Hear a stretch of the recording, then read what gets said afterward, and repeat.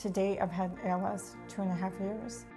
I think I'm more comfortable with the disease now than I was when I was first diagnosed. This is not a disease that results in individuals not having a life. You can still live a very fulfilling life. I have always been active. It's a big part of my life, my husband's life. We still are active. My bottom half is in perfect condition, so hiking, walking, I can still enjoy. Some of the upper body strength has really deteriorated. I just try to do what I can do and accommodate for those parts of my body that aren't quite functioning the way they used to. ALS stands for Amyotrophic Lateral Sclerosis. It's a disease of the motor neurons. The motor neurons are the nerve cells that control how your muscles move. And when they are damaged in ALS, people get weakness, so they might get atrophy of their muscles. This all progresses over typically 3 to 5 years, and people do die with ALS. It's a fatal illness. I'm very lucky in that the progression of my ALS is very slow. It hits everyone differently. Mine has been confined to my upper body.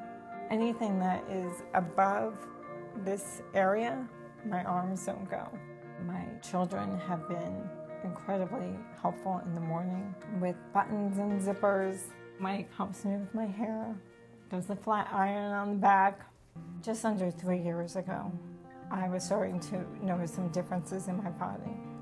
I have very thick hair. When I would blow dry my hair in the morning, my arms suddenly started getting very tired. Then I decided it was time to get back into shape, and I was doing some push-ups, and I think I did one. Well, it makes sense now, doesn't it? So I was like, okay, things aren't quite adding up.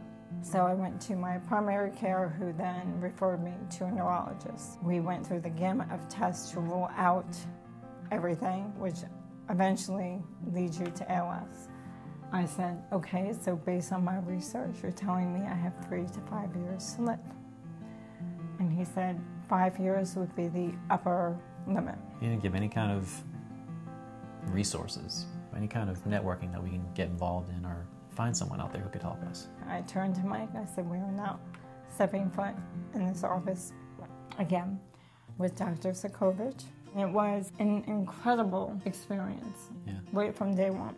We spent a lot of time talking about where the field was and in terms of research and hope. Everyone was very friendly, optimistic, compassionate, and we met the whole team. At one point we were meeting with a nurse, and I started to cry.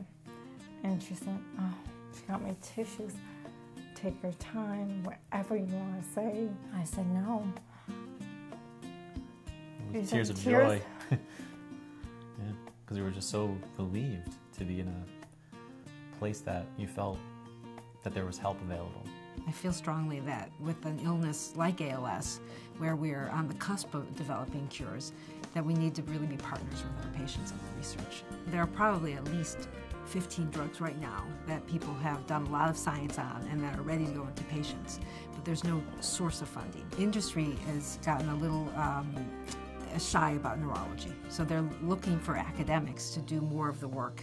Every day I make sure I look to see what other things are going on involving ALS. So I make sure I notify her, my parents, and her parents, so that we're all on the same page as far as what other trials are going on and what other successes or funding has been going on.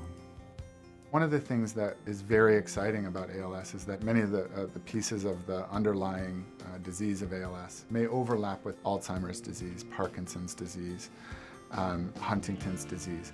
If we find success here, we then can act as a springboard to other neurodegenerative diseases. I believe strongly that even if I don't see a cure in my lifetime, that most important to me is being a part of that cure, so that someday we don't have to worry about our kids and our family members being diagnosed with ALS.